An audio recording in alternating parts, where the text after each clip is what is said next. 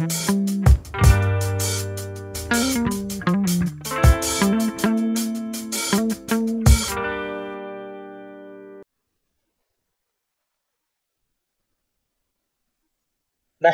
व नुसल्ली अला रसूलिहिल करीम। शरीर की हर प्रणाली, हर व्यवस्था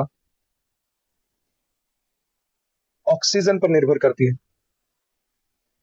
अनुभूति से पाचन तक बेहतर सांस न केवल आपको मानसिक अस्पष्टता यानी मेंटल क्लैरिटी की अधिक समझ देती है,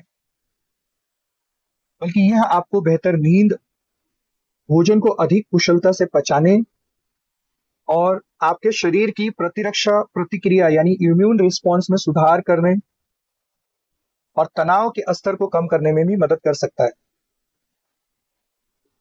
आज मैं एक बहुत ही महत्वपूर्ण तथ्य के बारे में बात करने जा रहा हूं, जिसे नासिका चक्र यानी नेजल साइकिल के रूप में जाना जाता है। अब देखते हैं कि सांस की इस विशेष घटना के बारे में विज्ञान का क्या कहना है। एक जर्मन चिकित्सक रिचर्ड कैसर थे। 1895 में उन्होंने पाया कि नाक में ऊतकों यानी टिश्यूज की सूजन और सिकुड़न का एक पैटर्न है। उन्होंने समय समय पर कंजेशन और डी कंजेशन के चक्र देखे, जो दाएं और बाएं नथुने के बीच में बारी बारी से होते थे। मैं इसे थोड़ा आसान शब्दों में समझाता हूं। कुछ समय के लिए हमारे दाहिने नथुने में स्तंभन टिश्यूज ऊतक सूज जाएंगे और बाएं नथुने में स्तंभन ऊतक सिकुड़ जाते हैं। फिर उस अवधि के बाद हमारे बाएं नथुने में स्तंभन ऊतक सूज जाते हैं और दाएं नथुने में सिकुड़ जाते हैं। इस घटना को बाद में नासिका चक्र यानी नेजल साइकिल कहा गया। यह घटना वैज्ञानिक समुदाय में बड़े पैमाने पर जानी जाती है और कई अध्ययनों के अधीन है। मतलब इसके ऊपर काफी रिसर्च की जा रही। विज्ञान ने अब तक क्या साबित किया है वह देखते हैं पहले। तो पहली बात, विज्ञान का कहना है कि किसी भी क्षण आप एक प्रमुख नथुने से सांस ले रहे हैं, यानी या तो दाएं से या तो बाएं से। फिर कुछ समय बाद आप दूसरे पर स्विच करते हैं। यह स्विच हर 2 से 2.5 घंटे में होता है, लेकिन यह एक इंसान से दूसरे इंसान में अलग हो सकता है और लयबद्ध रूप से जारी रहता है। ज्यादातर लोगों के लिए यह लय समय के साथ बदल जाती है। ये दूसरी बात थी। और तीसरी बात विज्ञान ने यह बताई कि ऐसा लगता है कि यह केंद्रीय तंत्रिका तंत्र यानी सेंट्रल नर्वस सिस्टम से कंट्रोल किया जाता है। चौथी बात, यह सूजन और सिकुड़न सिंपैथेटिक, इसे संक्षेप में एसएनएस कहते हैं, और पैरासिम्पैथेटिक, इसे संक्षेप में पीएनएस कहते हैं, तंत्रिकाओं से संबंधित प्रतीत होता है। अब ये एसएनएस और पीएनएस क्या है? एसएनएस शरीर को शारीरिक क्रियाओं के लिए तैयार करता है, इसमें लड़ना, भागना, ठंड लगना और संभोग में शामिल होना भी आता है। जब एसएनएस सक्रिय होता है तो शरीर के संसाधनों को पाचन और आराम जैसी प्रक्रियाओं से दूर ले जाता है और उन अंगों को भेजा जाता है जैसे दिल और पुतलियां, जो शारीरिक गतिविधियों को सक्रिय करते हैं। आप इसे लड़ाई या पलायन कह सकते हैं। पीएनएस सिस्टम तब सक्रिय होता है जब लोग आराम कर रहे होते हैं, जैसे खाने के बाद या आराम करते समय। पीएनएस प्रणाली अंग के कार्य को धीमा कर देती है, जैसे कि हमारे दिल की धड़कन को धीमा करना। पीएनएस को रेस्ट एंड डाइजेस्ट कहा जा सकता है। सेरेब्रल गोलार्धो यानी दिमाग के 2 हिस्सों सहित शरीर के ज्यादातर हिस्से एसएनएस और पीएनएस दोनों के तंतुओं से चलाई जाती है, या आप कह सकते हैं कि कंट्रोल की जाती है। नाक में भी उन नसों का एक गुच्छा होता है। हमारे पास नसों का एक ऐसा सेट है जो शरीर के दाहिने हिस्से और दाहिने नथुने को कवर करता है, और दूसरा जो बाएं हिस्से और बाएं बाएं नथुने को कवर करता है। वैज्ञानिकों की खोज के अनुसार उन तंतुओं का एक दूसरे पर विपरीत प्रभाव है। इसका मतलब यह है कि किसी भी समय आपके शरीर के एक तरफ सिंपैथेटिक प्रभाव होता है, जो ज्यादातर उस नथुने से सांस लेते हैं जिस तरफ वो प्रभाव होता है, और दूसरी तरफ पैरासिम्पैथेटिक का प्रभाव होता है। फिर कुछ देर बाद यह बदल जाता है। मान लीजिए कि आपके शरीर की दाहिनी ओर सिंपैथेटिक का प्रभाव है, तो आप दाहिनी नासिका से सांस लेंगे, और आपके शरीर के बाएं हिस्से में पैरासिम्पैथेटिक का प्रभाव होगा। इसी तरह जब आपके शरीर के बाएं ओर सिंपैथेटिक का प्रभाव होगा, तो आप बाएं नथुने से सांस लेंगे, और आपके शरीर के दाहिने हिस्से में पैरासिम्पैथेटिक का प्रभाव होगा। इसे ऑटोनोमस नर्वस सिस्टम के अंतर्गत अल्ट्राडियन रिदम कहा जाता है। तो मूल रूप से नासिका चक्र क्या है? तो एक तरह का संकेतक है। किस चीज का? कि पीएनएस और एसएनएस में स्विच हो रहा है। तो हमें मालूम पड़ता है कि जब नासिका चक्र दाएं से बाएं, बाएं से दाएं होती है, तो हमें मालूम पड़ता है कि अब हमारे शरीर में पीएनएस और एसएनएस क्या हो रहे हैं? वह भी स्विच कर रहे हैं। अब यहां एक बात याद रखें कि सर्दी होने पर आपकी नाक में भारीपन महसूस होता है, लेकिन यह नाक के चक्र के कारण नहीं होता है। सामान्य तौर पर जब आप बीमार पड़ते हैं तो दोनों नथुने बंद हो जाते हैं, इसलिए आपको अपनी नाक से सांस लेने में परेशानी होती है, चाहे आप नेजल साइकिल में कहीं पे भी हो, यानी दाएं नथुने से सांस ले रहे हो चाहे बाएं नथुने से सांस ले रहे हो। अब एक सवाल आता है कि नासिका चक्र से क्या कोई फर्क पड़ता है? कई शोध अध्ययनों से पता चलता है कि आपके शरीर के काम करने का तरीका काफी अलग है, इस आधार पर कि शरीर के किस तरफ सिंपैथेटिक का प्रभाव है। जब सिंपैथेटिक प्रभाव दाईं ओर होता है और पैरासिम्पैथेटिक बाईं ओर होता है, तो आपके अंदर यह चीजें मिलती है। आप दाएं नथुने से सांस लेंगे, आपका दायां फेफड़ा ज्यादा अधिक काम करेगा, और अक्सर सक्रिय अवस्था में होंगे, एक्टिव होंगे आप।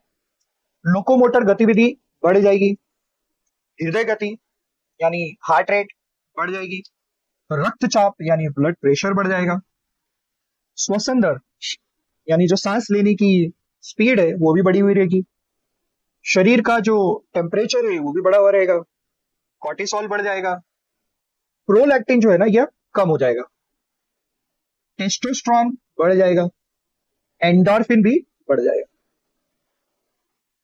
जब सिंपैथेटिक प्रणाली बाईं ओर होती है और पैरासिम्पैथेटिक दाईं ओर होती है, तो आपके शरीर में ये चीजें देखने मिलती है कि बाएं नथुने का प्रभाव ज्यादा है, बाएं फेफड़े का प्रभाव ज्यादा है, और ज्यादातर आप रेस्ट वाली अवस्था में होंगे, आराम वाली अवस्था में होंगे। लोकोमोटर गतिविधि कम हो जाएगी आपकी, हृदय गति कम हो जाएगी, रक्तचाप कम हो जाएगा, श्वसन दर कम हो जाएगा, शरीर का तापमान भी कम हो जाएगा, कॉर्टिसोल कम हो जाएगा, प्रोलैक्टिन स्तर जो है ना बढ़ जाएगा, टेस्टोस्टेरोन कम हो जाएगा, एंडोर्फिन कम हो जाएगा। तो आपने देखा होगा कि इनके जो प्रभाव है वो एक दूसरे से उल्टे हैं। इन्हें ध्यान रखिएगा, ये आपको काफी मदद करेंगे जब भी आपको इनमें से किसी भी तरह की कोई तकलीफ लगे। तो हम कह सकते हैं कि दिन के दौरान आप अधिक सक्रिय और अधिक आरामदायक अवस्था को बदलते रहते हैं। मतलब आप कभी एकदम एक्टिव मोड पे होते हैं तो कभी आप रेस्ट मोड पे होते हैं। आश्चर्य की बात यह है कि सूफी संतों को इसके बारे में सैकड़ों वर्षों से पता था, और शरीर के तापमान, मानसिक स्थिति को बदलने के लिए इसका प्रभावी ढंग से उपयोग करते थे। सूफी संत इस तथ्य और इसकी अवधि को भी जानते थे। जैसे अगर यह 20 मिनट से 3.5 घंटे के बीच होता है, तो यह सामान्य है। यदि यह 3.5 घंटे से अधिक है और किसी विशेष नथुने में वायु प्रवाह का अस्तित्व ज्यादा वक्त तक है दूसरे नथुने के तुलना में, तो इसका मतलब आप बीमार हैं। सही मायने में अगर कहा जाए तो वह इस समस्या को दूर करना भी जानते थे। एक प्रयोग में पाया गया कि 260 में से 154 लोगों को पहले समूह के तहत वर्गीकृत किया गया, जो दाहिने नथुने से प्रमुख नाक वायु प्रवाह रखते थे। यानी वो ज्यादा देर तक जो है ना दाएं नथुने से ही सांस लेते थे। और शेष बचे हुए 106 लोग जो थे उन्हें दूसरे ग्रुप में रखा गया, जिनकी प्रमुख वायु प्रवाह कौन से नाक से था? बाएं नथुने से था। यह पाया गया कि समूह एक यानी ग्रुप 1 में लगभग 80% लोग जिनके दाहिने नथुने में वायु प्रवाह का मौजूद है, वह किसी न किसी एक बीमारी से प्रभावित थे, पीड़ित थे। जैसे पेप्टिक अल्सर, आंखों की बीमारी, हाइपरक्लोराइड, एसोपैथिक, गैस्ट्राइटिस, दस्त, अनिद्रा, यकृत विकार यानी लीवर डिसऑर्डर, जठरांत्र संबंधी विकार यानी गैस्ट्रो इंटेस्टिनल डिसऑर्डर और हृदय रोग। इसी तरह ग्रुप 2 के 92% लोगों के पास बाएं नथुने में प्रमुख वायु प्रवाह होता है और वे निम्नलिखित में से किसी एक रोग से पीड़ित है, जैसे भूख ना लगना, तपेदिक यानी ट्यूबरक्लोसिस, एलर्जी, सांस संबंधी बीमारी जैसे घरघराहट और ब्रोंकाइटिस, एस्थमा। इस प्रयोग से हम यह निष्कर्ष निकाल सकते हैं, रिजल्ट निकाल सकते हैं कि सांसों द्वारा जिक्र इतना महत्वपूर्ण क्यों है। सूफी संत जानते हैं कि नेजल साइकिल की अवधि, ड्यूरेशन और उसके परिवर्तन को ठीक करके कई शारीरिक बीमारियों का इलाज किया जा सकता है। हमें अपने आध्यात्मिक गुरुओं का आभारी होना चाहिए।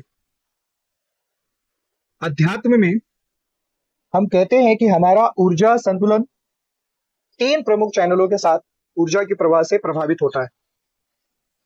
पिंगला नाड़ी, उर्दू में इसे शमशी तनफ्फुस और इंग्लिश में सोलार चैनल कहते हैं।